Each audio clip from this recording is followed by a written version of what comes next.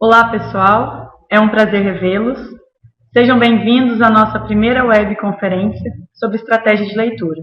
Meu nome é Rafaela e eu sou PCNP de Língua Portuguesa. Olá, meu nome é Sandra e eu sou PCNP de Língua Portuguesa. Com a vinda do MMR, nós do comitê analisamos os dados da diretoria e detectamos uma forte fragilidade na compreensão da metodologia de estratégia de leitura por parte das demais disciplinas.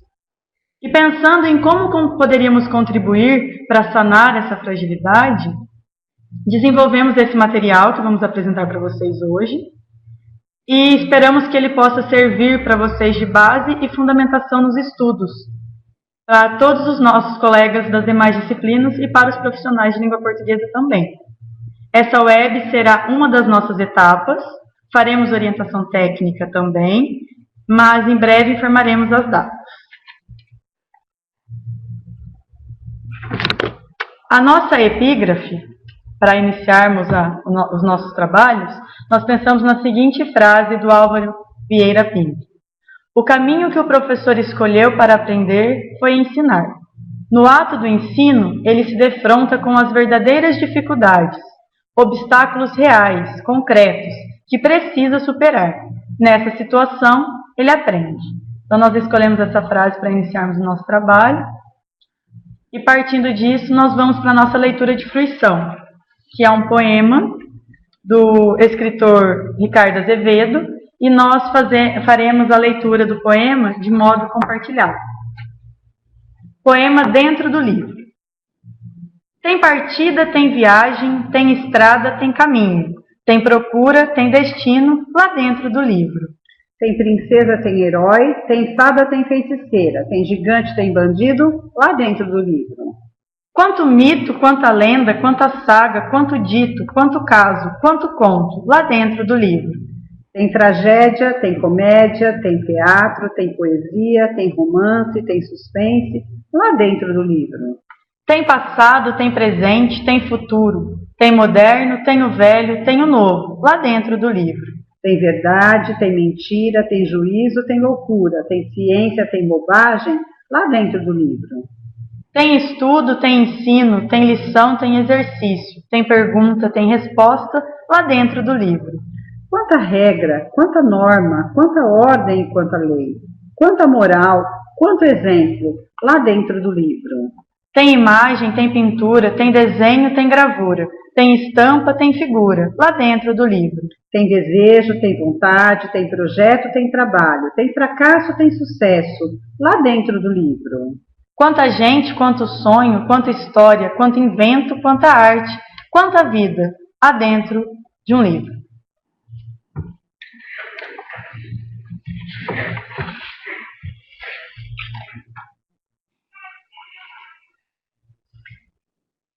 Os objetivos da orientação são conscientizar todos os professores, independente da área, que a metodologia e estratégias de leitura é aplicada da mesma forma, independente do gênero textual. Nós temos como objetivos também sanar as habilidades defasadas na plataforma Foco Aprendizagem, desenvolver e aprimorar a proficiência leitora-escritora, ampliar o repertório leitor dos alunos, formar orientadores de leitura para que estimule em crianças, jovens e adultos o gosto pela leitura e sua competência enquanto leitores por meio de estratégias de leitura. Plano de melhoria de resultado. O plano de melhoria da diretoria de ensino referente ao programa MMR é uma proposta interdisciplinar que tem como um dos objetivos fomentar a leitura através da metodologia e estratégias de leitura. Esse plano ele deverá ser utilizado, realizado durante todo o ano letivo por professores das diversas áreas do conhecimento, não apenas pelo professor de língua portuguesa. E nessa perspectiva, a leitura é vista como uma metacompetência, ela é considerada como tal porque ela é necessária para a apropriação nas diversas áreas do saber. Quanto mais o aluno lê, quanto mais ele compreende, mais ele vai conseguir ler e interpretar em qualquer disciplina. Qual seria a proposta desse plano de melhoria?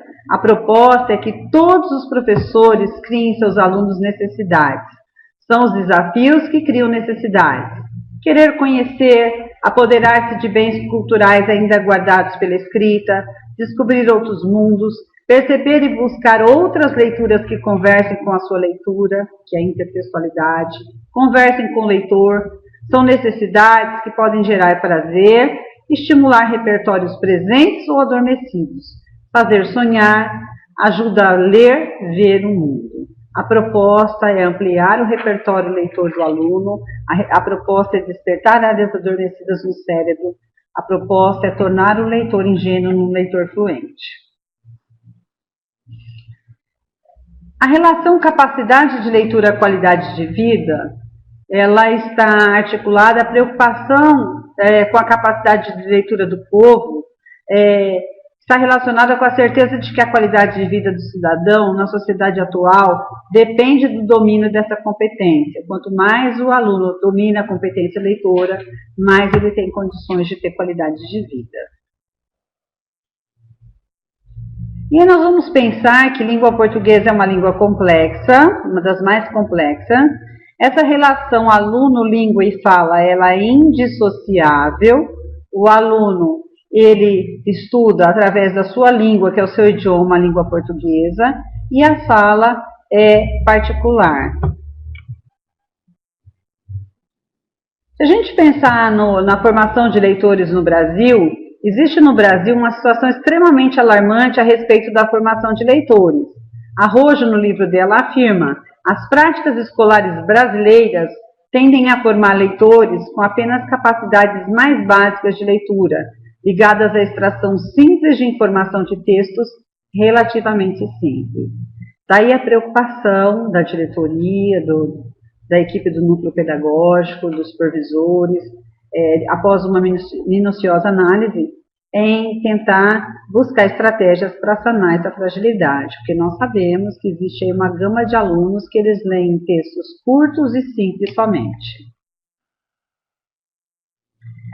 Pensando nisso, é fato que a compreensão de textos é uma das grandes dificuldades do ensino em nosso país. Esse problema é nacional. E como seria trabalhar textos na escola? Muito se tem discutido a respeito de como trabalhar textos nas escolas, por essa não ser uma tarefa fácil. Encontra-se nas salas de aulas uma forte resistência da parte dos alunos em relação à leitura e à produção de texto. Para muitos estudantes, a ação de expressar suas ideias oralmente é considerada algo totalmente natural. No entanto, o ato de produzir essas ideias em forma de texto representa um trabalho árduo e penoso. Isso nós vemos todos os dias, os professores das diversas disciplinas nos dizem: olha, os alunos têm muita dificuldade na escrita, eles não gostam de escrever. E a gente sabe que não dissocia leitura e escrita. Se o aluno não lê, ele vai ter dificuldade em escrever. A BNCC, que é a Base Nacional Comum, ela vai propor desdobramentos que envolvem competências e habilidades ligadas às práticas sociais de linguagem. E essas práticas, elas visam a formação integral do estudante. Então, nós temos as orientações na Base Nacional Comum, que desenvolve habilidades e competências relacionadas à linguagem, mas que o aluno aprenda essa linguagem e desenvolva para que utilize nas práticas sociais, que seria fora da escola, no trabalho, com os amigos, com a vizinhança, na comunidade, nos seus relacionamentos.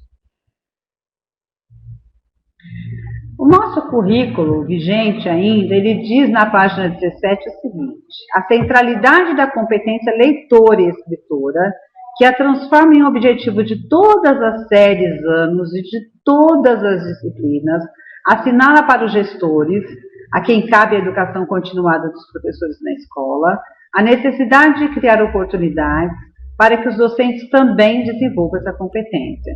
Então, fica muito claro na página 17 do nosso currículo que cabe à equipe gestora da escola formar o professor, promover uma educação continuada, para que esse professor também desenvolva essa competência leitora e escritora.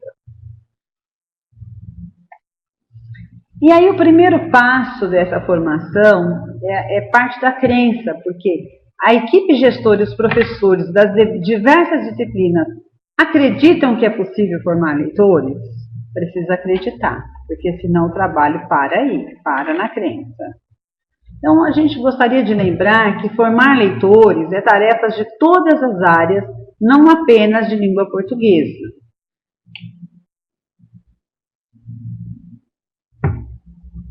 E aí, pensando que formar leitores é tarefa de professores de todas as áreas, o professor tem um papel fundamental na vida do aluno. Independente da disciplina, ele é alguém que ensina o aluno a pensar, a participar de debates, a organizar seus argumentos para defender ou atacar pontos de vista. Dentro desse novo cenário, dentro desse novo contexto, esse professor, ele tem um perfil, ele precisa ser um professor inovador e precisa ser um professor pesquisador. Então, qual seria o perfil desse novo professor?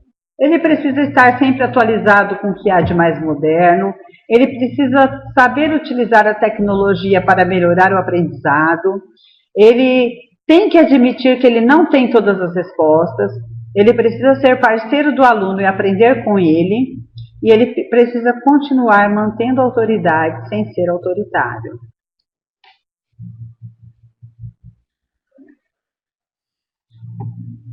E aí a gente precisa pensar que despertar o hábito e o gosto pela leitura deve começar na base. Mas por que deve começar na base? Porque todo leitor ele vai enfrentar mais cedo ou mais tarde escritos que são verdadeiras pedras no caminho.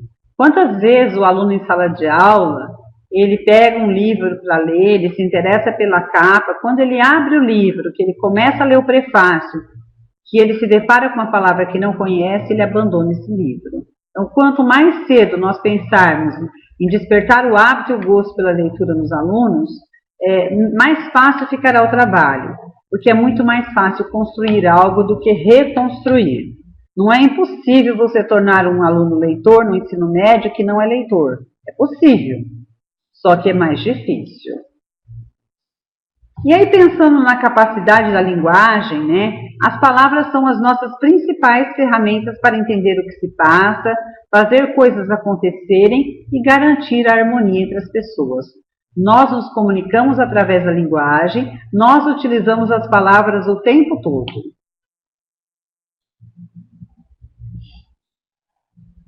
E o que seria a linguagem? A linguagem seria uma organização, uma comunicação organizada e eficiente.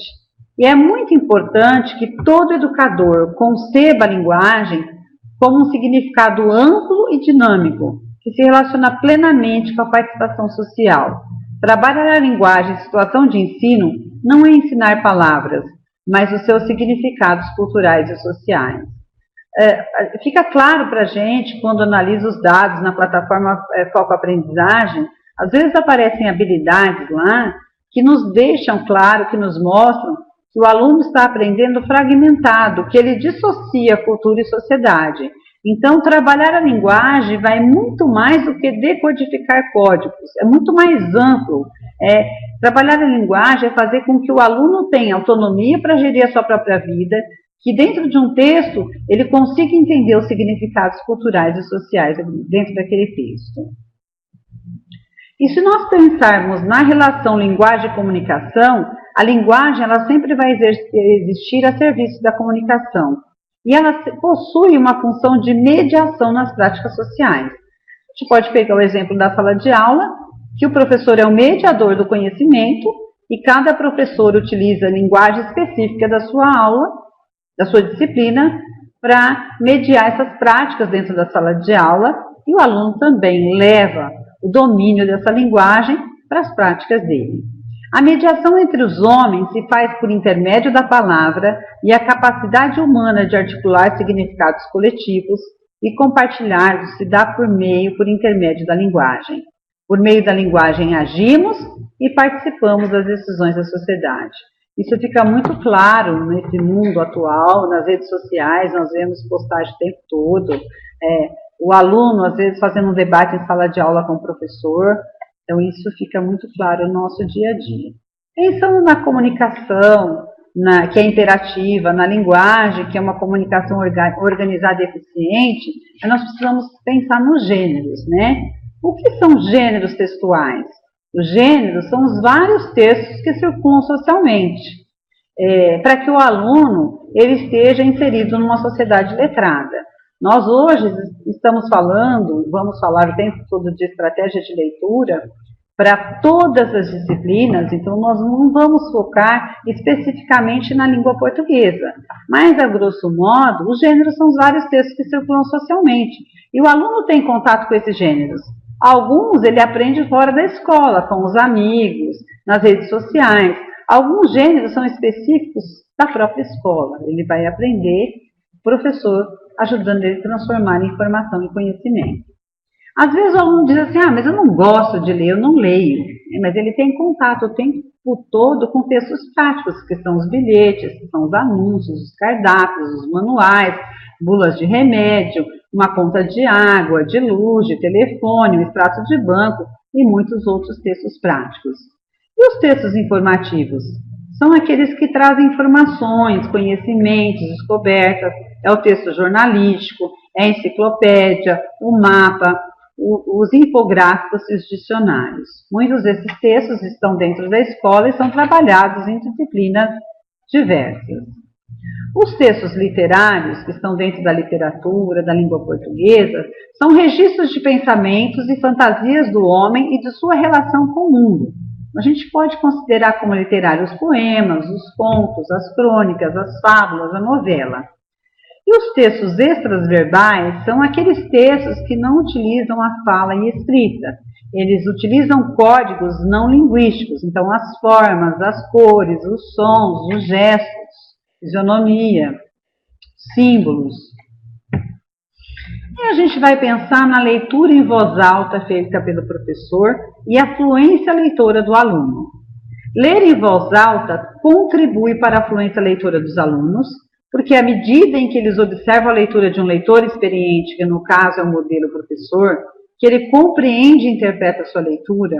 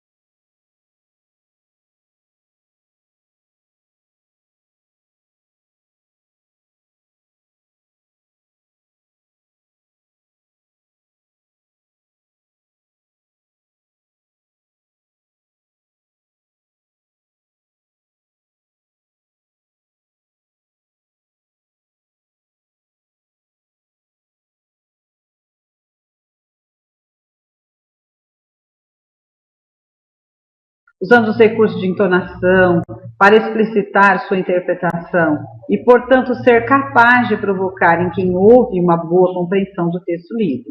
A gente sabe que o professor sempre vai ter referência como leitor. Muitas vezes o aluno fala, professor, lê o texto você, porque eu gosto da sua voz, eu gosto da sua entonação e eu viajo com a sua leitura. Porque o professor está fazendo o papel de leitor fluente. Fala-se muito que os alunos não leem, não há hábitos de leitura na família, impossível fazê-los ler. Então a gente fica pensando assim, como se constrói tão desejado leitor? Né? Se os alunos não leem, se não há hábitos de leitura na família, se é impossível fazê-los ler. O fato é que muitos alunos não gostam de ler, e nós sabemos que fato é real e não dá para contestar. Isso é uma realidade. Nós ouvimos isso todos os dias. Mas nós também sabemos que é fato que professores não leitores, eles não formam leitores. Isso é provado cientificamente. Como o professor lê? Nem todos leem. Talvez a maioria leia muito pouco ou quase nada. É um fato. O professor ele precisa ser um mediador de leitura. Então, a primeira qualidade de um mediador de leitura é que ele precisa ser leitor. É fundamental que ele goste de ler para que seu entusiasmo possa contagiar e formar novos leitores. É importante que ele, sendo leitor, dê aos demais o testemunho de sua leitura, como diz Paulo Freire. Ele vai ensinar pelo exemplo. E o que vem a ser um leitor experiente? O comportamento do mediador como leitor mais experiente, ele vai ajudar em muitos novos leitores a se interessarem pelo imenso patrimônio cultural acumulado por tantas gerações. Outro dia nós chegamos numa escola para fazer uma visita e a coordenadora nos contou que uma professora de matemática leu um livro para uma determinada sala. E aí, quando a professora de língua portuguesa entrou, o aluno falou: professor, o que você vai ler para a gente? Porque a professora de matemática já leu um livro e nós gostamos. Então, é o modelo. O professor sendo modelo, o aluno vai se interessar. Tem tanto patrimônio cultural escondido, guardado no silêncio de um livro, acumulado por tantas gerações, que às vezes o aluno desconhece.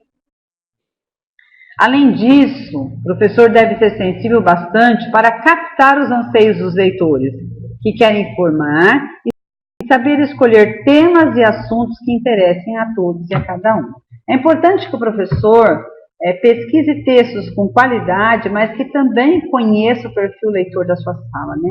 Esse texto vai agradar os meus alunos, vai de encontro com as necessidades dele. É muito importante ter esse olhar.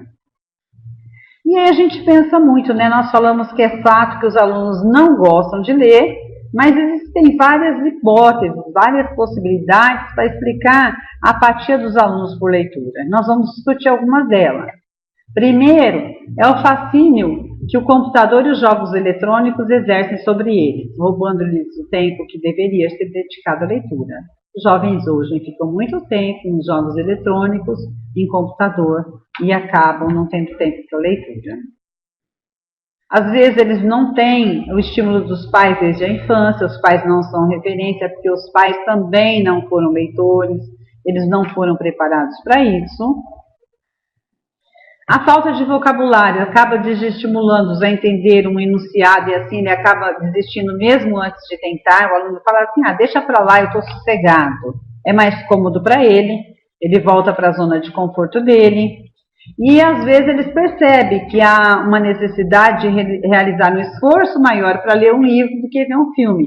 E aí ele diz assim: eu vou assistir o filme mesmo. Só que o professor que é leitor vai dizer para ele: olha, no filme ele vai trazer muito mais descrição, você pode ler o livro e depois assistir o filme e fazer uma analogia entre o filme e o livro. E a falta de hábito do uso de dicionário, que é uma coisa que precisa ser resgatada. E o que é realidade também? Que a cada momento, em cada canto do planeta, a cena se repete. Alguém se mobiliza diante de um texto escrito em uma língua que é sua, em sinais que lhe foram ensinados. E tudo que consegue pensar é isso: não entendi nada. Nós vemos todos os dias essas cenas em sala de aula. E aí a gente precisa ter muita consciência, muita clareza, né? O que acontece com o jovem que não lê? O jovem que não lê, ele torna-se uma pessoa menos crítica e exigente, alguém que se contenta com pouca beleza, pouca inteligência, pior, alguém que facilmente se convence daquilo que os outros querem que ele pense, goste, compre. Resumindo, um jovem que não lê, ele tem grandes chances de ser manipulado. E a gente tem aqui a Mafalda dizendo que viver sem ler é perigoso, te obriga a crer no que te dizem. A escola é um espaço de troca, é um espaço onde o aluno ele vai aprender a transformar informação em conhecimento. E a gente precisa pensar, então, o que é um texto, né? A gente pode definir texto como tecido de ideias, o texto é a base da língua portuguesa, e o texto é o resultado de uma interação social. Lembrando que todas as disciplinas, elas trabalham com texto. O texto, então, é sempre o resultado das experiências do autor, a época que foi produzido, quer dizer, a maneira desse autor ver o mundo, das expectativas que ele tem, das crenças que ele traz, dos valores, do conhecimento que se dispunha naquele momento e das influências que esse autor recebeu. Tudo isso vai para o texto. E a gente precisa pensar por que o texto é a base do currículo. De acordo com os PCNs, o texto é o eixo central. E os PCNs defendem a interação do sujeito por meio das linguagens. Significa que quanto mais linguagem eu decodifico, mais eu tenho condições de uma interação social. O ser humano se comunica através da linguagem e a interação pela linguagem materializa-se em textos orais ou escritos. Aqui, por exemplo, nós estamos nos comunicando através da oralidade e do texto. Se a gente pensar no currículo, ele é pautado em competências e habilidades. Algumas habilidades são básicas, elas perpassam por quase todas as disciplinas e outras habilidades são específicas. É interessante que cada professor da sua disciplina domine a habilidade específica da disciplina dele. Ele não precisa ter preocupação em dominar a habilidade específica do outro. Só que a gente sabe que as linguagens se falam, elas estão articuladas. E aí a gente tem o texto como eixo norteador, porque ele perpassa por todas as disciplinas, e esse texto ele é trabalhado com foco na leitura e na escrita. Para quê? Para desenvolver a competência leitora e escritora em todas as aulas. E aí nós temos o método, que é o trabalho é feito através de uma sequência didática. Por que trabalhar com sequência didática? Para facilitar a compreensão do aluno, porque o aluno aprende por processo. Qual é a relação entre a plataforma Foco-Aprendizagem, que é uma ferramenta, a matriz processual, o guia de transição, o SARESP, o SAEB e o MMR, que é o método de melhoria de resultados? Essa relação é intrínseca. Nós não podemos dissociar, separar a plataforma, a matriz processual, guia de transição, SARESP, SAEB ou MMR. Tudo isso é trabalhado em conjunto, todos têm o mesmo objetivo. A avaliação externa SARESP, ela vai cobrar 40 habilidades de leitura. 13 são direcionados a textos literários. O SAEB cobra 21 habilidades de leitura. Uma prova conversa com a outra. Nós pegamos aqui a média histórica retrospectiva da diretoria dos nonos anos. Nós vamos fazer uma análise rápida aqui. Olhando aqui nesse itinerário de aprendizagem, na etapa 1, nós temos o grau de domínio baixo, que está em vermelho. Tudo que aparece nesse grau de domínio baixo deve ser priorizado. O grau de domínio médio, que aparece nesse laranja, deve ser retomado. E o grau de domínio alto, que está em verde, deve ser aprofundado. Então, o que a gente precisa pensar? Que esse itinerário de aprendizagem, ele sempre vai funcionar na horizontal.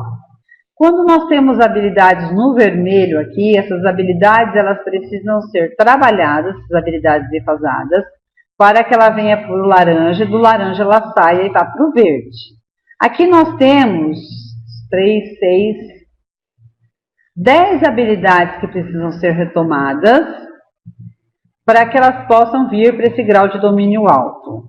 É interessante que todos os professores de todas as disciplinas saibam que quando o aluno não domina as habilidades da etapa 1, eles têm dificuldade de ler e interpretar em todas as disciplinas, não somente na disciplina de língua portuguesa, em todas. Nós temos aqui a média histórica da diretoria do terceiro ano de ensino médio. Nós temos 3 habilidades no vermelho, que precisam ser priorizadas. Nós temos 12 no laranja, que precisam ser retomadas. E 2 habilidades no grau alto no verde. O que é interessante pensar também? que esses alunos eles foram embora levando toda essa fragilidade. Ah, mas os alunos já foram embora. Foram, mas eles foram com grau de domínio baixo. E isso vai prejudicá-los na prática social, no mercado de trabalho, no cotidiano deles. Então é interessante que a gente tenha esse olhar. Mesmo que o aluno foi embora, é histórico. Existem fragilidades aqui que precisam ser sanadas. Nós colocamos aqui os descritores da matriz do SAEB do 5º ano. Nós temos aqui descritores relacionados a procedimentos de leitura. Qual que é a sugestão? Que os professores das demais disciplinas tenham conhecimento desses descritores e, na medida que eles preparem suas aulas, eles tenham olhar e oportunizem o desenvolvimento desses descritores na sua aula. Por exemplo, o descritor número 1 é localizar informações explícitas em um texto. O aluno vai pegar um texto, ele vai localizar aquilo que está muito claro nele. O descritor 3 é fazer inferência, inferir o sentido de uma palavra ou expressão. Lembrando que fazer inferência não é entregar o dicionário na mão do aluno e falar, procura o significado da palavra. É o aluno tentar deduzir essa palavra dentro do texto. Depois nós temos o descritor 4, que é inferir uma informação implícita em um texto, é algo que está nas entrelinhas. O descritor 6, que é identificar o tema de um texto. Muitos alunos têm muita dificuldade de saber qual é o tema, do que esse texto trata. E o descritor 11, que é uma fragilidade não só da diretoria de Sertãozinho, mas da Grande São Paulo, que é distinguir, diferenciar um fato de uma opinião relativa a esse fato. Bem, isso aqui são descritores do 5º ano, que podem ser retomados no 6º. Nós temos descritores do 9º ano e descritores do 3º ano de ensino médio, que são os mesmos. A única diferença é o grau de dificuldade nas atividades. Mas é interessante que o professor das demais disciplinas prepare sua aula, no momento que está preparando sua aula, tenha um olhar para oportunizar o desenvolvimento desses escritores. Nós colocamos aqui também o eixo de procedimentos básicos de leitura da AP. Para quê? Para que a gente tenha um olhar. Nós temos aqui 6 descritores e do meu lado direito aqui as séries que eles aparecem. Então, por exemplo, localizar informação explícita aparece do 6º ano ao 3º ano de ensino médio, inferir o sentido de uma palavra e expressão do 6º ao 3º, inferir informações implícitas do 6º ao 3º, identificar o tema do 6º ao 3º, distinguir o fato de opinião do 8º ao 3º, identificar os fatos de um texto em uma sequência lógica do 6º ao 3º. É outro olhar que a gente precisa ter e tentar amarrar essas informações. Bem, aí a Secretaria disponibiliza uma série de ferramentas para que nos auxiliem no nosso trabalho. Nós temos aqui, do meu lado esquerdo, os guias de transição por áreas de conhecimento. Lembrando que esses guias trazem sugestões de atividades. Nós temos a matriz processual de todas as disciplinas. Cada professor tem que ter contato com a sua, domínio, na medida do possível. Nós temos aqui o currículo, nós colocamos de língua portuguesa, mas cada disciplina tem o seu currículo. Aqui, né, seria linguagens e códigos. Nós temos aqui a avaliação em processo, que ela aparece, ela é cobrada em língua portuguesa e matemática, mas os alunos são avaliados em língua portuguesa e matemática, mas eles nem interpretam todas as disciplinas. Nós temos aqui a matriz do SAEB, que traz os descritores. Nós temos aqui a plataforma Foco Aprendizagem, que é uma ferramenta que nos dá norte para avaliar o nosso trabalho e o trabalho do aluno. E nós temos aqui a matriz do SARESP. Todos esses instrumentos, eles são disponibilizados para a escola. O professor precisa estudar e utilizar, porque facilita o seu trabalho. Aí nós colocamos aqui a matriz de todas as disciplinas. Qual que é a importância da matriz? O professor, quando prepara a sua aula, ele vai ver qual habilidade ele está desenvolvendo e quando ele vai preparar a sua prova, ele vai cobrar as habilidades que estão na matriz. As habilidades da matriz, elas são um recorte da habilidade do SARESP, elas são habilidades menores. As competências e habilidades predefinidas nas matrizes do SARESP partem do princípio de que o leitor competente é aquele que sabe recuperar, compreender, interpretar e avaliar as informações apresentadas em diferentes textos. Então, professor pensando, né? Do Kelvin, que acompanha de que maneira nosso eu vou canal, formar o meu mas leitor, me fez pensar o a que é um leitor importância da competente? leitura Então, na um vida leitor das competente é aquele pessoas que e pega da um texto, minha. ele consegue Comecei a recuperar as pesquisar o assunto informações. no Google, por exemplo, em vários sites que eu conheço, e eu encontrava muita coisa sobre a dificuldade das pessoas em começarem a ler, a resistência das pessoas em ler, etc. Mas e a importância da leitura? Cadê? Foi aí que essa semana eu me deparei com a imagem do Marcelo Taz no site educarparacrescer.com.br da editora Abril, dando 8 motivos para se apostar na leitura. O que eu refleti a partir dessa imagem você confere já já, logo depois da vinheta.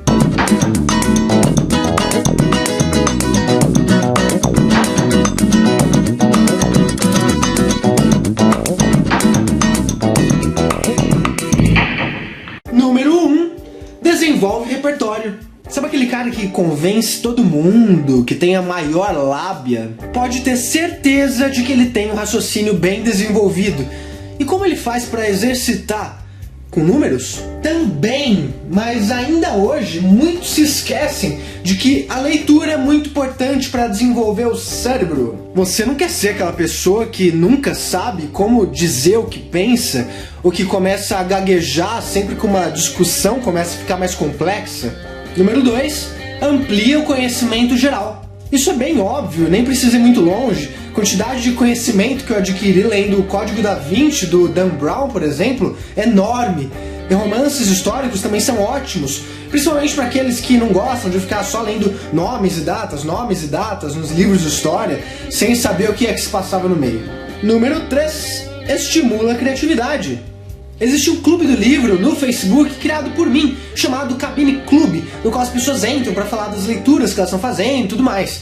Acontece que teve uma época cheia de concursos literários, no qual esses membros começaram a escrever e mandar seus contos uns para os outros, para receber análise, críticas e tudo mais, porque é muito legal. Pessoas com o hábito da leitura conseguem entender o poder que uma folha em branco pode te dar, porque o branco não significa o vazio. O branco é uma janela para mundos e histórias que você pode criar do jeito que você quiser. Número 4, aumenta o vocabulário. A parte do vocabulário também é bem óbvia, mas sempre lembro de um exemplo que me marcou, porque eu tava lá lendo pela primeira vez Harry Potter e me deparei com a palavra demasiado. Eu não fazia a menor ideia do que significava essa palavra. Na hora eu fiquei levemente irritado. Fiquei, porque eu queria continuar a história, mas precisava entender aquilo. Só que aí eu percebi que no próprio contexto eu conseguia inferir aquele significado. E você, sabe o que significa demasiado? E o que significa inferir? 5. Emociona e causa impacto. Essa parte eu relaciono mais com a capacidade dos livros de servirem não só como fonte de conhecimento, cultura, mas também de entretenimento. Eu acho divertidíssimo ficar horas lendo um livro que eu tô curtindo. Queria até ter mais tempo para ler do que eu tenho atualmente. 6. Muda a sua vida. Ah, para com isso. Depois de todos esses itens, acho que ficou óbvio que ler é sim capaz de mudar a sua vida. Mas mesmo se você não parar para pensar em cada um desses itens, é simplesmente você refletir sobre como ler pode te ajudar no preparo para o trabalho, para os estudos, para o dia a dia. 7. Liga o senso crítico na tomada. Você sabia que tem gente tentando te tapear o tempo todo? Existem inclusive revistas que tentam nos convencer a ser idiotas. E tem gente que eles convencem. Como faz para saber no que confiar? Se você tem o costume de ler, é muito mais simples. Você consegue perceber na escolha dos argumentos, na escolha das palavras, qual o objetivo daquele texto, o daquele autor. Sabe, você não apenas entende o que o texto está te passando, mas também questiona. Será que o que ele está me passando é correto? Será que eu não posso pesquisar mais e descobrir uma nova possibilidade? 8. Facilita a escrita. Então não só o leitor é capaz de organizar melhor suas ideias, como também é melhor capaz de transmiti-las. É preciso ler para escrever, e quanto mais você fizer um, mais vai sentir vontade de fazer o outro. Espero que tenham gostado e, mais do que isso, que tenha ajudado, talvez, aquele ou aquela que não tinha ainda se conscientizado da importância que tem ler uma história que está escrita no livro. Mas, Dudu, eu nunca li nada. Por onde eu começo? Bem, em primeiro lugar, saia da internet, vá ler um livro! Mas que livro? Eu acho que você deve começar simples. Pega Harry Potter, Percy Jackson, Crepúsculo, o que estiver na sua cabeça, o que você tiver vontade. Dudu, e eu que já passei dessa fase e agora não sei mais para onde ir? Bem, que tal você pegar um livro clássico, um pouco mais tranquilo, como A Metamorfose, de Franz Kafka, ou então até livros contemporâneos, mas que vão te fazer pensar um pouquinho mais, como os livros do John Boyne, que escreveu O Menino do Pijama Listrado, ou os livros do José Saramago, de Um Ensaio sobre a Cegueira. Se esta for a sua primeira vez aqui, acesse cabinliterário.com.br, você cai direto no YouTube, confere meus outros vídeos. Não se esqueça de se inscrever aqui em cima, clicar no curtir ali embaixo, compartilhar no Facebook, falar com a galera e tudo mais. Obrigado por acompanhar até aqui e até a próxima.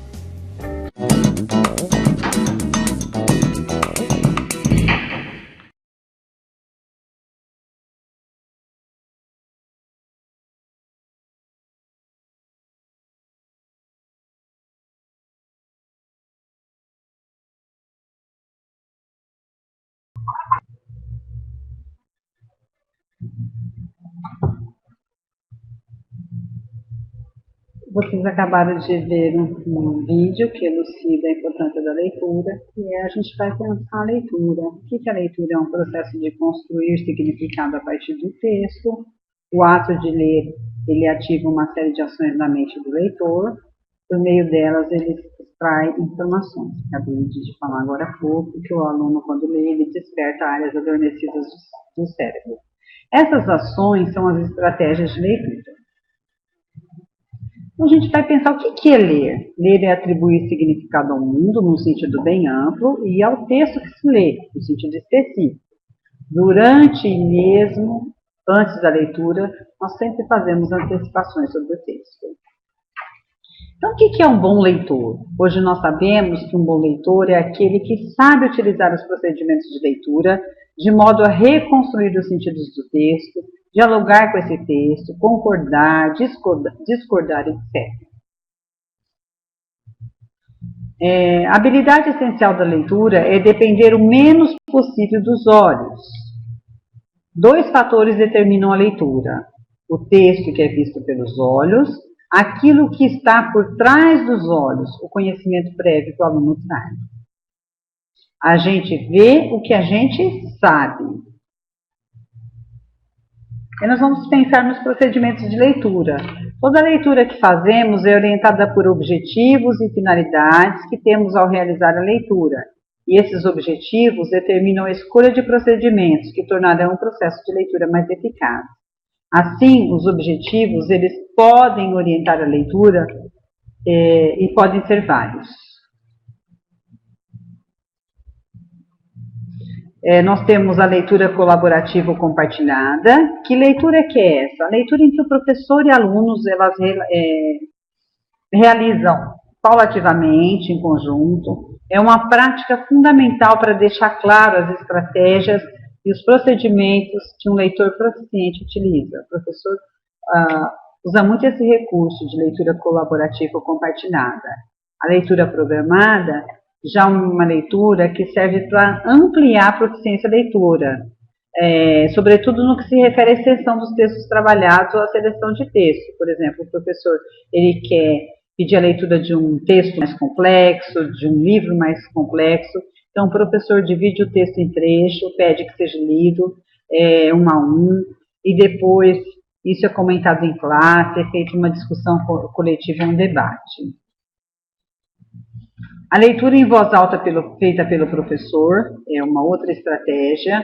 É uma leitura, ela é recomendada sobretudo para a classe de alunos não alfabetizados, mas nós sabemos que muitos professores utilizam essa estratégia, ela funciona muito bem. É uma possibilidade de aprendizagem da linguagem escrita antes mesmo que o aluno tenha compreendido o sistema de escrita. A leitura autônoma é aquela que o aluno realiza sozinho, a partir da indicação de texto do professor. É uma modalidade didática que possibilita ao professor verificar qual a aprendizagem já realizada pelo aluno. A leitura de escolha pessoal é aquela leitura de escolha livre. O aluno vai lá, seleciona o que ele quer ler, realiza a leitura individualmente e depois ele pode socializar essa apreciação para os demais colegas. E é interessante que é uma leitura que vai possibilitar a construção de critérios de seleção e de apreciação estética pessoais. Ele vai colocar o gosto dele, o olhar dele. E projetos de leitura, a gente vê bastante nas escolas, é uma forma de organizar o trabalho que sempre vai prever a elaboração de um produto final. Para ser projeto, tem que ter produto final, tem que estar destinado a um público específico e as demais modalidades citadas, elas costumam estar articuladas a um projeto de leitura. Todas as outras modalidades, tanto a leitura de escolha pessoal, como a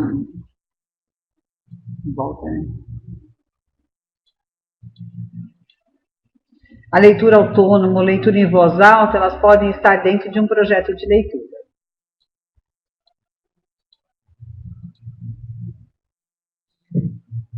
E a gente vai definir o que é uma estratégia, então. Se nós formos buscar na literatura, há várias descrições, e muitos autores podem defini-la como estratégia é uma habilidade, é uma técnica, é um procedimento, porque isso é muito semelhante. É um conjunto de ações ordenadas e finalizadas, isso é, elas são dirigidas à consecução de uma meta. Eu utilizo estratégia de leitura porque eu tenho uma meta para aquela leitura. E a estratégia de leitura, ela passa por passos, né? A gente tem a decodificação, a antecipação, a seleção, a inferência e a verificação. O que seria a antecipação? É o aluno, o leitor, prever o que está por vir, né? Qual que é o gênero textual, qual que é o autor do livro, qual é o título, qual é o subtítulo. E a seleção? A seleção é quando o leitor se atém aos índices úteis, desprezando o que é irrelevante. Ele começa a ler e ele fala, não, isso aqui é extremamente relevante, isso aqui não é significativo. Ele começa a fazer a seleção com texto. A inferência é aquilo que nós lemos e não está escrito. É quando nós decodificamos o implícito, quando nós lemos as entrelinhas. A verificação é quando nós checamos e confirmamos a informação recebida. Primeiro a gente cria hipóteses, depois a gente vai verificar para validar ou não essas hipóteses. A autorregulação, o leitor faz a mediação entre o que ele supõe, a seleção que ele fez, a antecipação, a inferência, e as respostas que ele vai obtendo através do texto. A autocorreção é quando o leitor repensa a hipótese que ele levantou anteriormente, ele redireciona essa hipótese, ele retoma as partes anteriores do texto e faz as devidas correções. É o ir e vir no texto para validar ou não as hipóteses.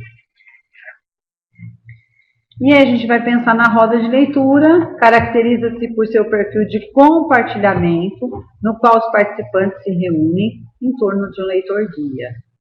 Devem oferecer um ambiente favorável ao grupo, apresentando assuntos diversificados ou estudos aprofundados de um mesmo tema.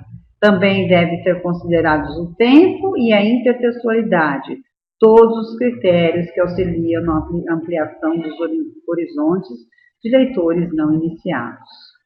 Então, professor de qualquer disciplina pode fazer uma roda de leitura? Pode e deve, né? O professor vai ser o mediador dessa roda.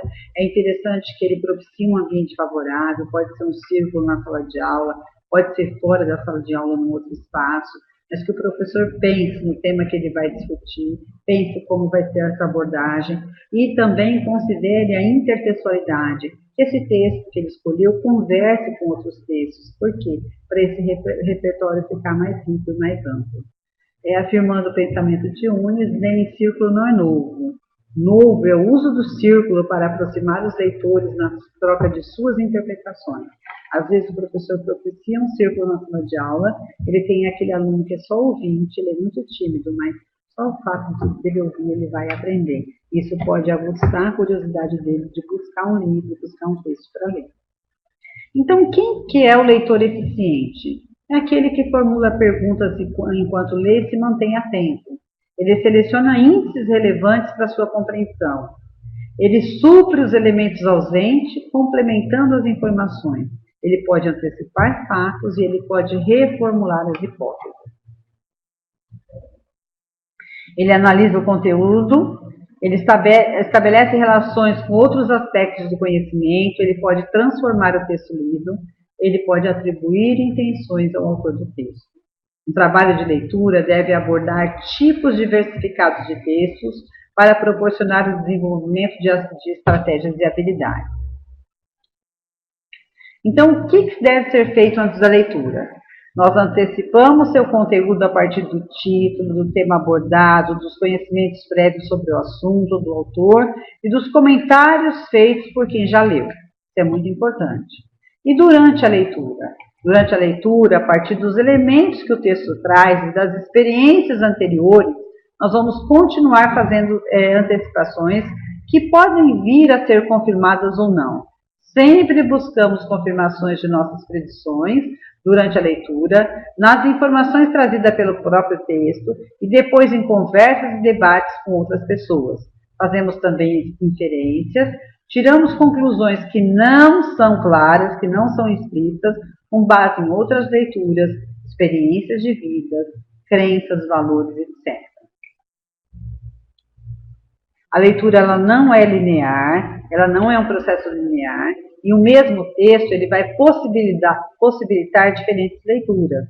Além disso, ao ler, percebemos algumas palavras globalmente e adivinhamos outros, guiados por nossas experiências anteriores e por nossas hipóteses de leitura. Quer dizer, quanto mais o aluno lê, mais facilidade ele vai ter de fazer inferência, vai fazendo associações. A partir dessa definição, algumas implicações podem ser destacadas. É necessário ensinar estratégias de leitura para se compreender o texto. E é necessário, nesse momento, que todos os professores de todas as disciplinas trabalhem com estratégias de leitura. As estratégias não podem ser consideradas como técnicas precisas ou receitas infalíveis. Ou seja, os problemas devem ser analisados de forma bastante flexível para encontrar soluções pertinentes. O que a gente precisa desmistificar nesse momento é que trabalhar a estratégia de leitura não é uma função somente do professor de língua portuguesa. O professor das demais disciplinas não precisa parar a sua aula para trabalhar a estratégia de leitura. A estratégia de leitura é uma metodologia que deve estar vinculada ao trabalho do professor. Porque se ele não tiver essa metodologia, o texto vai morrer no texto e a aprendizagem não é significativa. O aluno vai ouvir na sala de aula e vai descartar a informação. O cérebro deleta. Nós utilizamos para fazer essa formação esse livro da Isabel Solé, Estratégia de Leitura. Tá? Vocês podem procurar, ver se tem na escola de vocês, com certeza deve ter. E o professor possui um papel fundamental nesse processo de leitura. Nesse trabalho, o ensino de uma série de estratégias de leitura pode contribuir muito para a compreensão da leitura. A Solé cita Collins e Smith, os quais propõem o ensino em 3 etapas. Então, a primeira etapa de modelo, depois a etapa de participação do aluno e a etapa de leitura silenciosa. Na etapa de modelo, o professor lê em voz alta para comentar os processos que permitem compreender o texto, as hipóteses que ele realiza, os indicadores que utiliza para verificá-las e também comenta dúvidas que encontra e os mecanismos que utiliza para resolver. Na etapa de participação do aluno, o professor formula perguntas sobre o conteúdo do texto. Nesse momento, é necessário transferir progressivamente a responsabilidade e o controle do professor para o estudante. É um momento, nessa etapa de participação do aluno, estimular a corresponsabilidade do aluno para a leitura. O professor ele não vai estar sozinho ali. O professor ele vai estar interagindo com o aluno. O professor precisa estar lá para auxiliar, mas a tarefa principal dele é orientar e assistir o estudante para que ele seja capaz de realizar a leitura de forma autônoma, que ele consiga fazer a leitura por ele mesmo. Na etapa de leitura silenciosa, os alunos vão realizar sozinhos as atividades que eram feitas com a ajuda do professor, ou seja, eles vão observar os objetivos de leitura, eles vão prever, eles vão formular hipóteses, eles vão buscar encontrar o apoio para as hipóteses, compensar falhas de compreensão, etc. E a gente precisa pensar no ensino direto e instrução direta. Sobre outro olhar, é possível considerar um conjunto de propostas para o ensino de estratégias de compreensão leitora. Uma delas é o ensino direto ou instrução direta. É um método que pode ser dividido em 5 etapas. A primeira introdução. O professor explica aos estudantes os objetivos e como esses objetivos serão úteis para a leitura. O segundo é o exemplo. O professor exemplifica a estratégia a ser trabalhada para que os estudantes entendam o que lerão. O terceiro é o ensino direto. O professor dirige a atividade, ou seja, ele mostra, ele explica e descreve a habilidade a ser trabalhada. Aplicação dirigida pelo professor. Os estudantes colocam em prática a habilidade aprendida sobre a supervisão do professor. O professor vai ser o mediador nesse momento. E a prática individual, o estudante utiliza a habilidade com um novo material de forma autônoma. E nessa prática individual, o aluno já está pronto para trabalhar sozinho, ele por ele mesmo, né? Mas com o olhar do professor. E o ensino recíproco, considerando aí uma outra proposta de estratégia de leitura, Solé apresenta esse ensino, que abarca a utilização de 4 estratégias básicas para a compreensão de textos, que é formular as previsões, formular perguntas sobre o texto, esclarecer dúvidas e resumi-los. Então, pensando no ensino recíproco, nesse modelo a discussão é feita em turnos pelos participantes, que pode ser o estudante ou o professor, e cada um começa formulando uma pergunta, logo esclarece dúvidas, resume o texto e suscita previsões sobre o que virá em seguida. A leitura é um processo contínuo de elaboração de expectativas, hipóteses e previsões que vão sendo verificadas enquanto se lê um texto. Por isso, é muito importante que os estudantes leiam diferentes gêneros de textos e que se acostumem com as diversas estruturas. Significa que quanto mais contato o aluno tiver com gêneros diferenciados, quanto mais o professor propiciar isso, quanto mais o professor utilizar a estratégia de leitura, mais chances ele tem de formar um leitor fluente autônomo. O acesso a essa competência leitora, ele vai exigir a apropriação de forma ampla e consolidada de conhecimentos, de informações e procedimentos. A todo momento, numa sociedade em que impera a cultura letrada, nós somos chamados a colocar em ação um conjunto de saberes organizados, de capacidades de usar esses saberes, as quais chamamos habilidades, né? Quanto mais habilidades nós dominamos, mais competências teremos. Então, resumindo, quanto mais habilidade de leitura alguém consegue dominar, mais elevado será o seu nível de competência leitura. Ter habilidade ou saber fazer algo é o mesmo que conseguir mobilizar determinado conhecimento para realizar uma ação. As competências da leitura de mundo. Ler o mundo significa mais do que ser capaz de ler um texto. É necessário aprender outras linguagens, além da escrita, gráficos, estatísticas, desenhos geométricos, pinturas, desenhos e outras manifestações artísticas, a forma de expressão formais e coloquiais, tudo deve ser lido e tem códigos e símbolos específicos de decifração.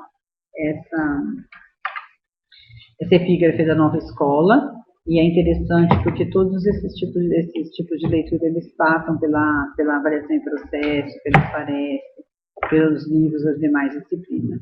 Agora eu vou deixar vocês com a Rafaela, que fará uma oficina. É interessante que o coordenador utilize esse material, ele pode dividir esse material em vários momentos, em vários ATPCs, de acordo com a necessidade e o tempo dele. Obrigada.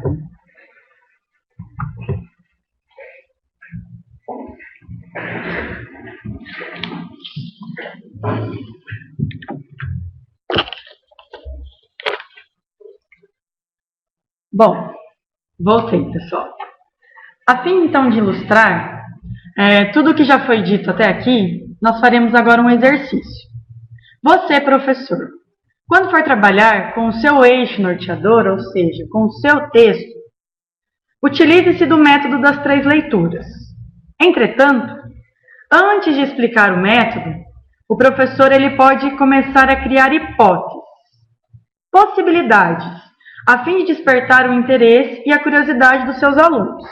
Atentem-se nesse momento ao título, ao autor do texto e comecem a levantar os conhecimentos prévios do aluno, pois a partir daí vocês vão ter a bagagem necessária para iniciar essas estratégias.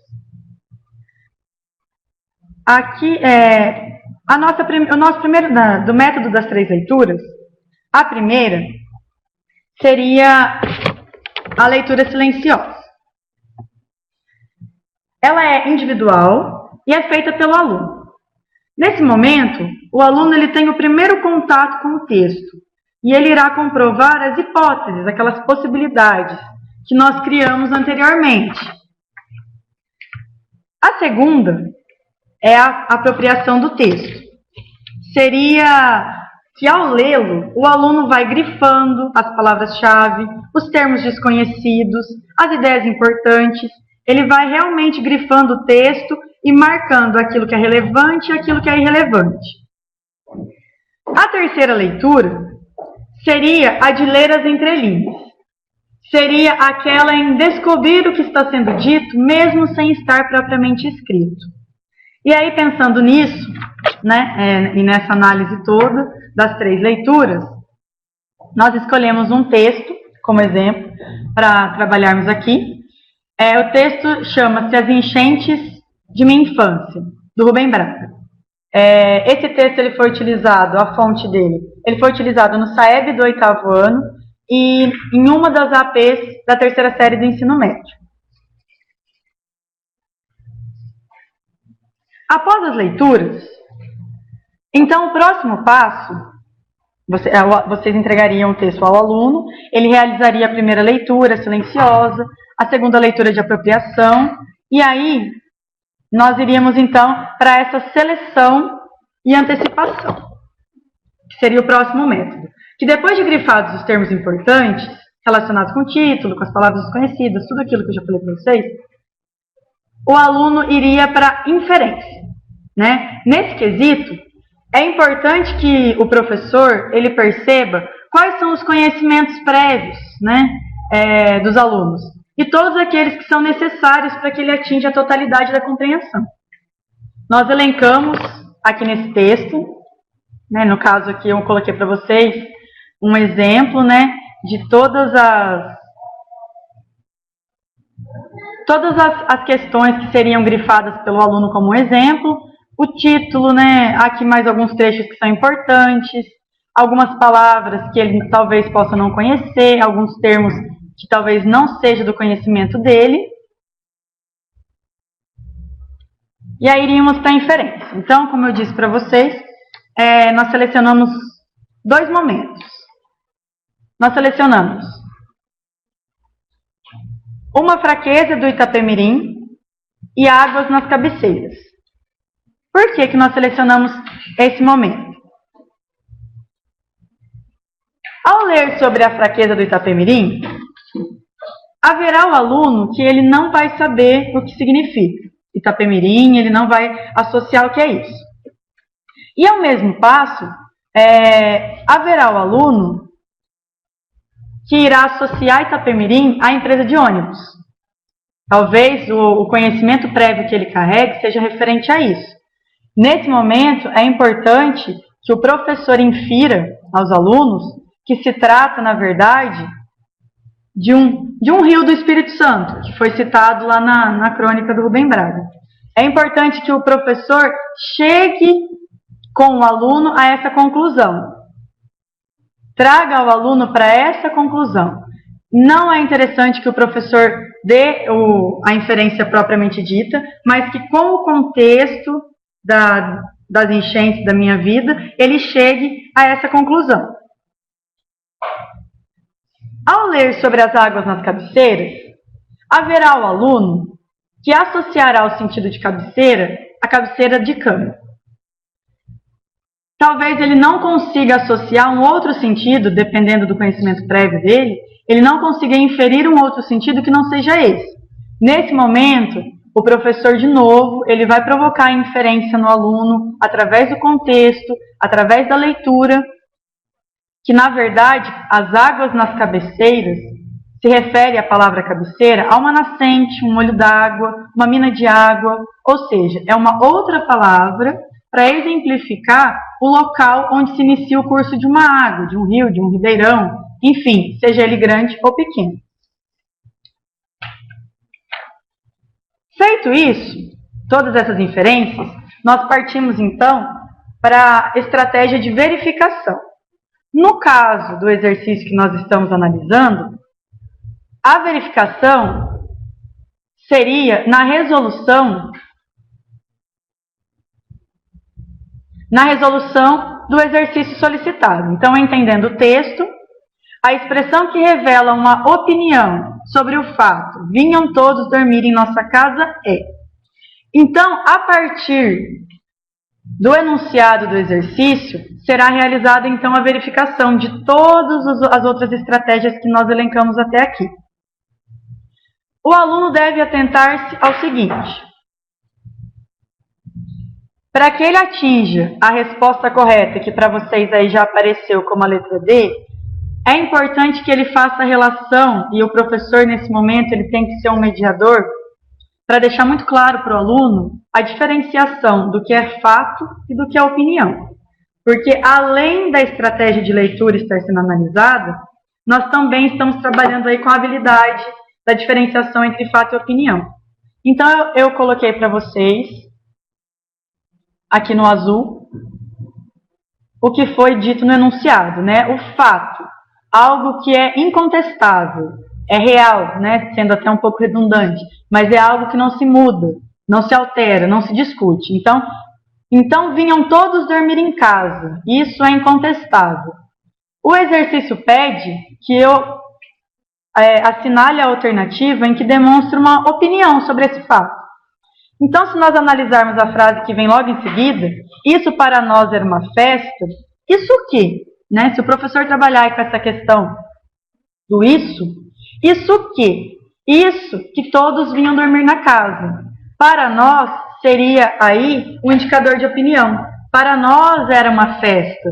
Mas por quê? Se vocês fizerem a leitura do texto posteriormente aí nas ATPCs de vocês, ou propriamente com os alunos, vocês vão perceber que eles iam todos dormir na casa por conta das enchentes que tinham na região.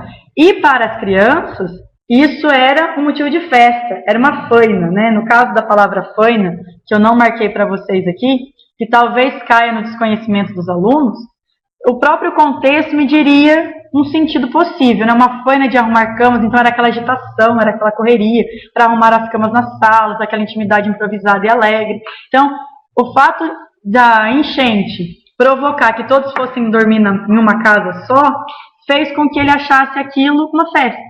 Então, é interessante aí ficar claro pro aluno essa separação.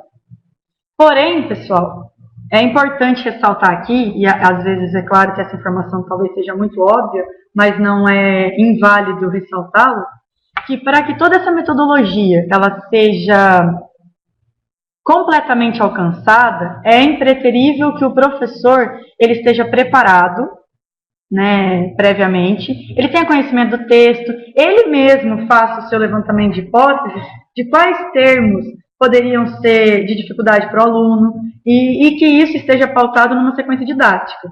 Porque simplesmente um texto a ser trabalhado dessa maneira, talvez para o aluno não alcance um sentido total. Então é interessante que o professor previamente ele esteja preparado e pautado numa sequência didática, que já foi dito aqui para vocês.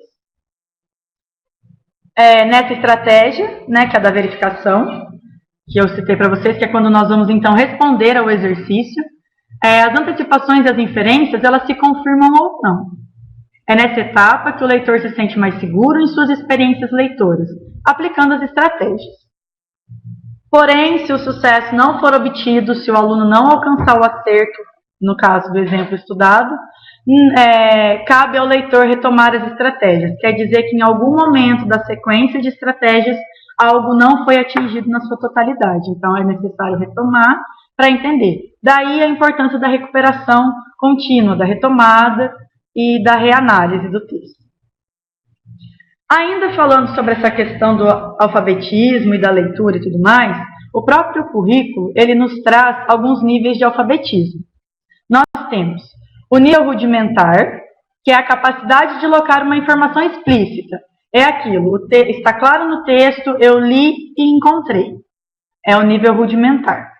O nível básico, que é a capacidade de localizar informações em textos curtos e médios. E o nível pleno, que é a capacidade de ler textos longos, realizando inferências e síntese. A nossa intenção e o nosso objetivo é chegarmos com que todos os alunos, ou a grande maioria, se possível, alcance o nível pleno de alfabetismo. Então, com base nisso tudo, o que a leitura pode fazer pelo aluno? Bastam 15 minutos por dia, mergulhado nos livros, para o aluno se dar melhor nos estudos e na vida, e soltar a imaginação.